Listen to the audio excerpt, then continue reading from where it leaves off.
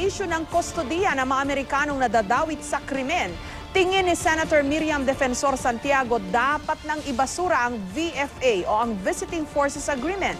Tila nabibigyan daw kasi ng special treatment ang suspect. May report si June Veneracion. The whole truth and nothing but the truth before this committee, so help you God. I do. May taklob sa ulo at naka-sunglasses nang dumating sa Senado si Barbie, ang kaibigan ng biktimang si Jeffrey Jennifer Laude. Si Barbie ang nagturo sa US Marine si Private First Class Joseph Scott Pemberton na huling kasama ni Laude bago siya natagpo ang patay. Isang leader ng isang transgender group ang pinayagang magtanong kay Barbie.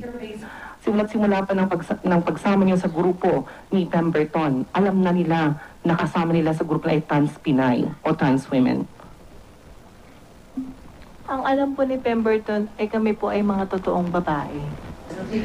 Diretsahan naman ang pagtatanong ni Senador Miriam Defensor Santiago sa isa sa mga kapatid ng biktima.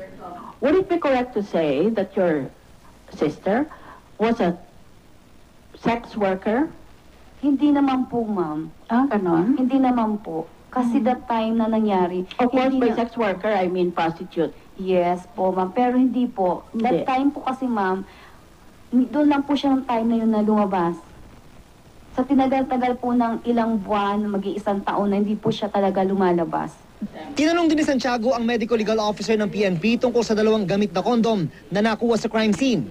I just have to corroborate with the findings of condoms and with the presence of fecal material, Your Honor. We can safely conclude that It was anal sex. Yes. Is that what you're trying to say? Yes. Anal or rectal sex. All right. Sabi pa ng medical legal officer, bugbog sarado ang biktimang si Jennifer. May mga pasa sa muka at black eye. May sugat siya sa dila, pero mukhang resulta raw yun ng pagkasakal sa kanya. Masabi mo bang matindi ang galit ng kalaban niya o ng nagbigay ng yung taong nagsakit sa kanya? Possibly po, Madam Chair, because napatay po kasi. The injuries are traumatic in nature, Your Honor.